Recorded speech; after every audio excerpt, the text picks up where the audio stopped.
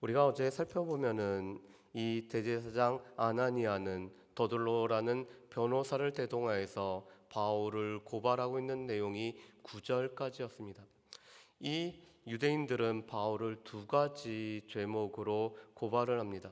첫 번째로는 정치적인 죄목으로 오늘 바울을 이 가이사의 법정에 세우기 위해서는 무엇보다도 정치적인 오늘 제목으로 바울을 고발을 하고 있습니다.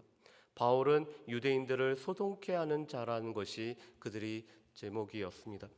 또한 두 번째로는 종교적인 제목을 따라서 바울을 고발합니다. 이 바울이 성전을 모독했다라는 것이 그들이 정한 죄목이었습니다.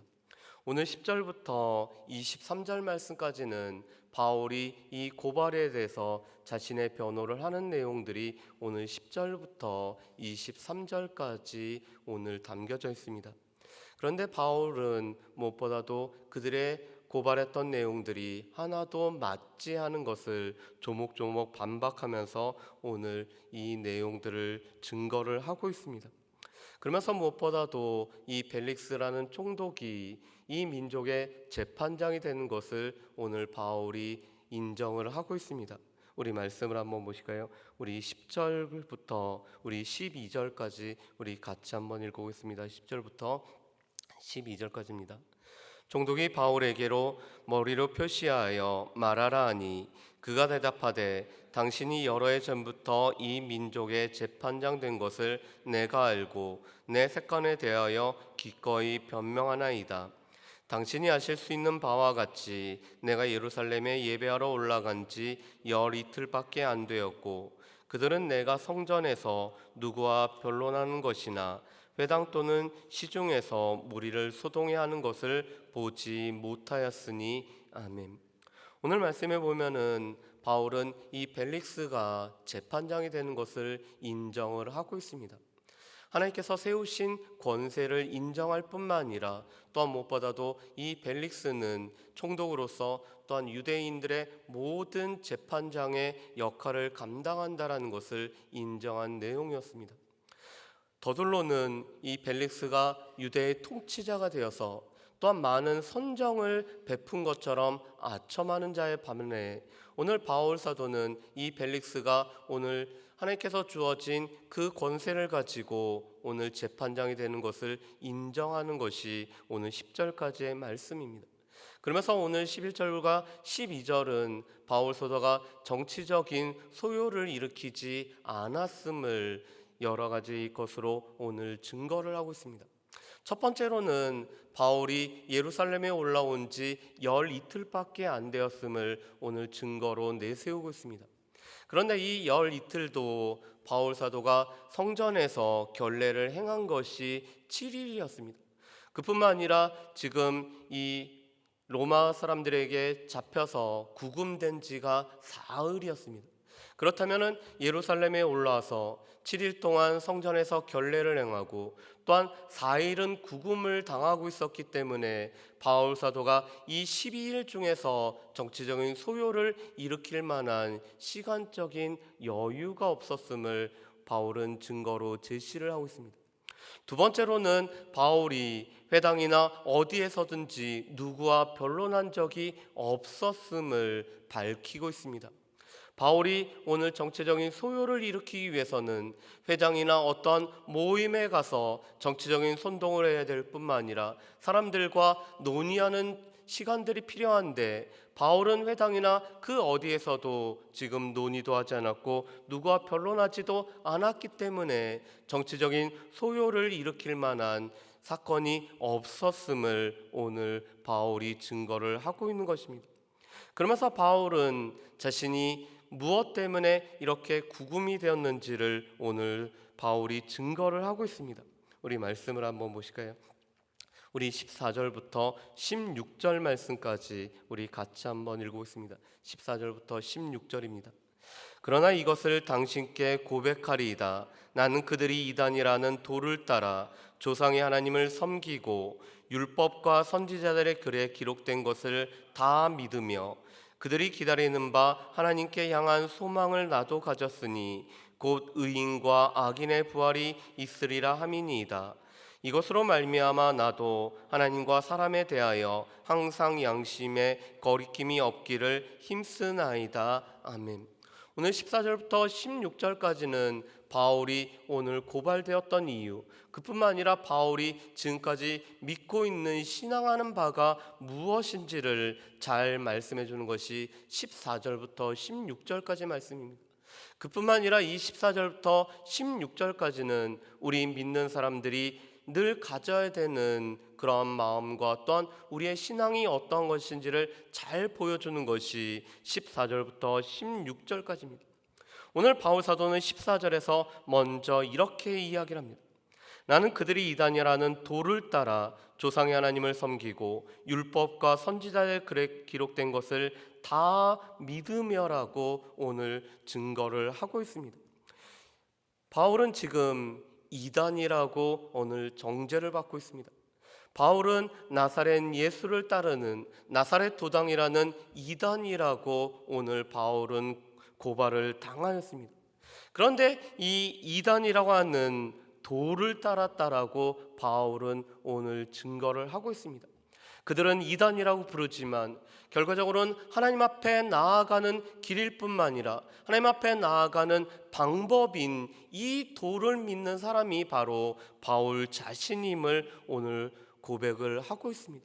그뿐만 아니라 이 유대교와 지금 기독교는 같은 연장선상에 있는, 무엇보다 같은 하나님을 믿고 있는 모임인 것을 바울 사도는 고백을 하고 있습니다.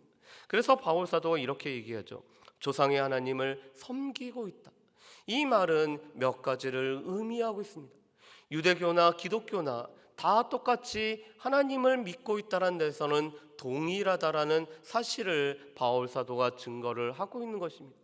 그리고 이것은 로마에 의해서 유대교가 공식적으로 인정을 받고 로마에 의해서 보호를 받는 것처럼 기독교 또한 로마법에 의해서 보호를 받을 수 있음을 나타내는 것이 바로 조상의 하나님을 함께 믿고 있다는 것을 뜻하고 있습니다. 그뿐만 아니라 오늘 바울 사도는 율법과 선지자에 기록된 것을 다 믿는, 이 구약의 성경을 다 믿는 사람이 바로 자신인 것을 오늘 고백을 하고 있습니다. 그리고 무엇보다도 바울은 하나님께서 허락하신, 하나님께서 약속하신 이 소망, 의인과 악인에 대한 부활에 대한 소망을 믿고 있기 때문에 이 자리에 섰다라고 오늘 바울 사도가 고백을 하고 있습니다. 바울 사도가 진정으로 믿고 진정으로 소망하고 있는 것은 하나님께서 약속하신 소망이 그대로 다 이루어진다는 것입니다.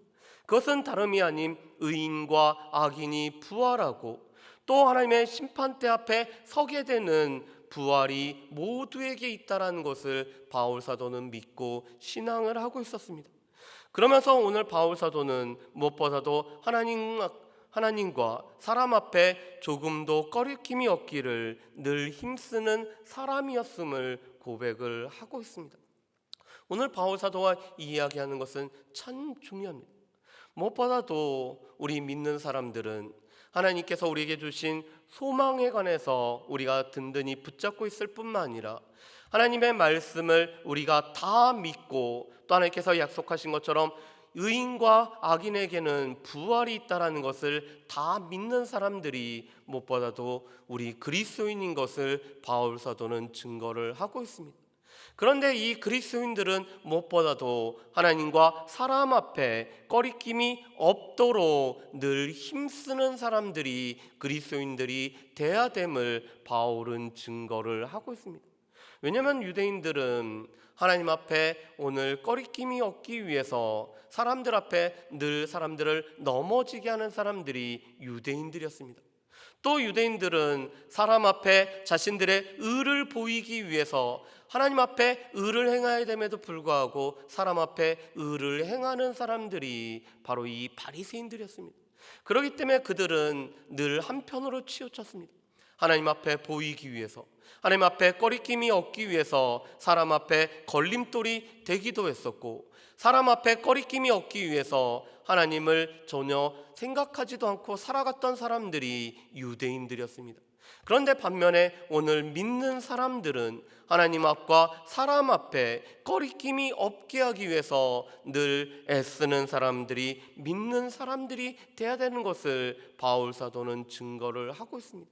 그리고 어떻게 보면은 하나님 앞과 사람 앞에 거리낌 없이, 양심의 거리낌이 없기 위해서 늘 몸부림치다가 이 법정에 서 있는 것이 자신의 모습인 것을 바울 사도는 오늘 증거를 하고 있습니다. 그뿐만 아니라 예루살렘에 올라온 것은 다름이 아니라 민족을 구제할 뿐만 아니라 오늘 이 제물을 드리기 위해서 올라왔음을 바울 사도는 고백을 하고 있습니다. 제가 17절과 18절 말씀을 읽어보겠습니다. 여러 해 만에 내가 내 민족을 구제할 것과 제물을 가지고 와서 드리는 중에 내가 결례를 행하였고 모임도 없고 소동도 없이 성전에 있는 것을 그들이 보았나이다. 그러나 아시아로부터 온 어떤 유대인들이 있었으니 아멘. 오늘 17절 말씀에 보면은 바울이 전도여행 후에 지금 예루살렘에 올라왔던 이유는 예루살렘 교회가 기근으로 인해서 어려움을 겪고 있었기 때문에 그들을 구제하기 위해서 마게도냐와 아가야 지방에서 거뒀던 구제헌금을 가지고 올라왔음을 바울이 증거를 하고 있습니다.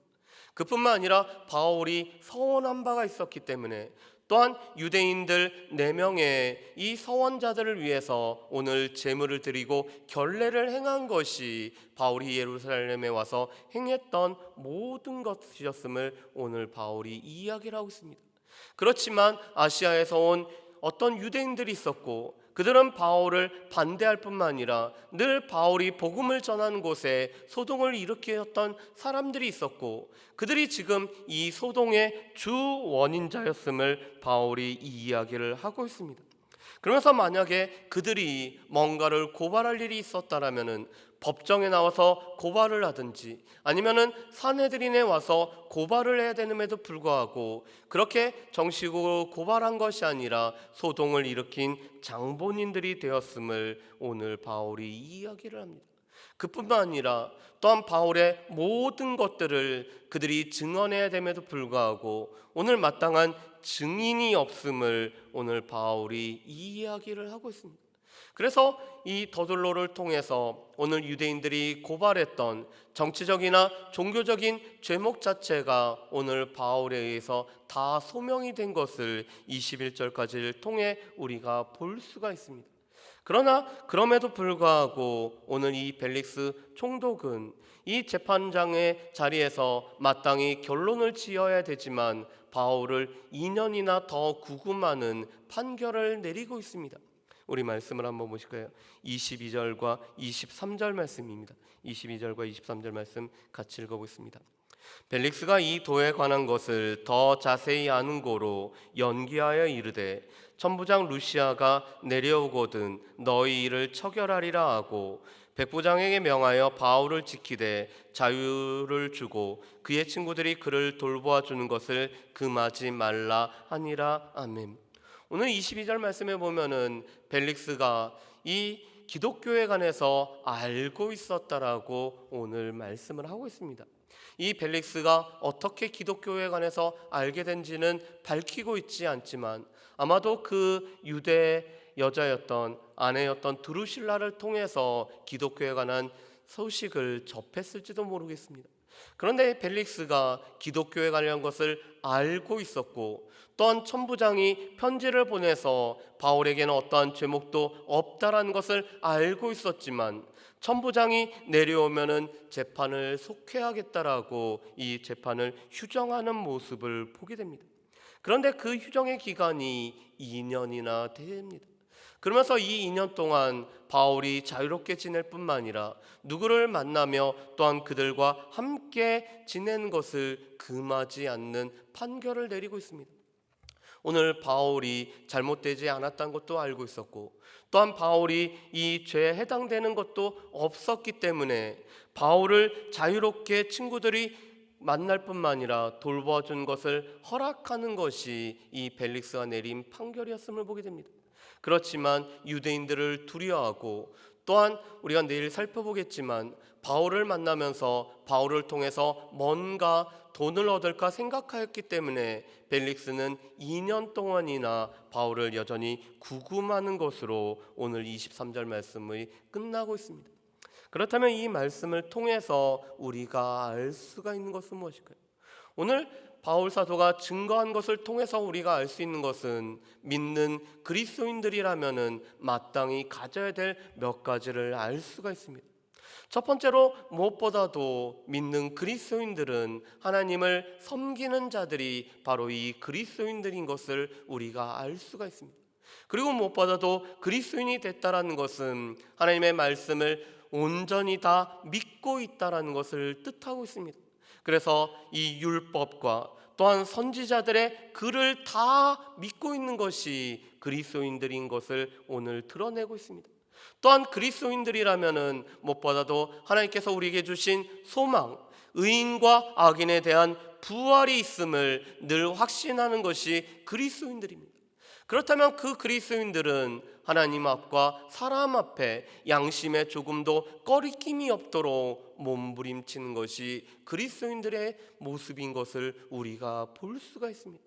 우리가 비록 여전히 죄 가운데 있었고, 또한 우리의 옛날 육신의 모습이 있기 때문에 하나님과 사람 앞에 양심에 꺼리낌이 있을 수는 있지만, 우리가 하나님 앞과 사람 앞에 양심에 꺼리낌이 없기 위해서 늘 몸부림치며 늘 죄와 또한 이 세상의 모든 것과 싸우고 있는 것이 그리스도인들인 것을 오늘 바울 사도는 증거를 하고 있습니다. 또한 바울 사도는 무엇보다도 자신에게 주어진 모든 죄목에 관해서 오늘 반박하면서 이 법정의 자리를 무엇보다도 우리가 믿는 것이 무엇인지, 우리가 소망하는 것이 무엇인지를 담대히 증거하는 자리로 오늘 삼고 있습니다. 그래서 바울 사도는 이 법정을 통해서 무엇보다도 믿는 그리스도인들은 하나님께서 우리에게 약속하신 부활을 소망하며 또한 이 부활을 증거하며 살아가는 자들인 것을 늘 나타내고 있는 것이 바울의 모습입니다. 그렇다면 이 모습을 통해서 과연 우리는 어떠한지, 우리는 정말로 믿는 그리스도인으로 하나님 앞과 사람 앞에서 꺼리낌 없는 삶을 살아가기 위해서 늘 진실하고 신실하게 살아가고 있는지 우리 자신들을 살펴봐야 될 것입니다. 그리고 바울 사도가 이 법정의 그 기간들을 무엇보다도 그리스도를 증거하는 기회로 삼았던 것처럼 하나님께서 우리에게 허락하신 모든 기회를 통해서 우리 또한 우리가 믿고 있는 바들을 온전히 증거하는 기회로 삼고 있는지 우리 자신들을 살펴봐야 될 것입니다. 특별히 우리가 늘 하나님 앞에 이 새벽의 시간들을 우리가 갖고 있는 것은 우리가 주의 말씀으로 무장될 뿐만 아니라 하나님께서 허락하신 그 시간을 통해서 우리가 먼저 믿고 있는 바를 증언하는 그 증언의 시간으로 삼기 위해서 우리가 하나님 앞에 늘 나아가고 있음을 기억하면서 하나님 앞에 우리가 복음을 증거하기 위해 준비되어져야 되는 저 여러분들이 되시기를 주의 이름으로 축복합니다.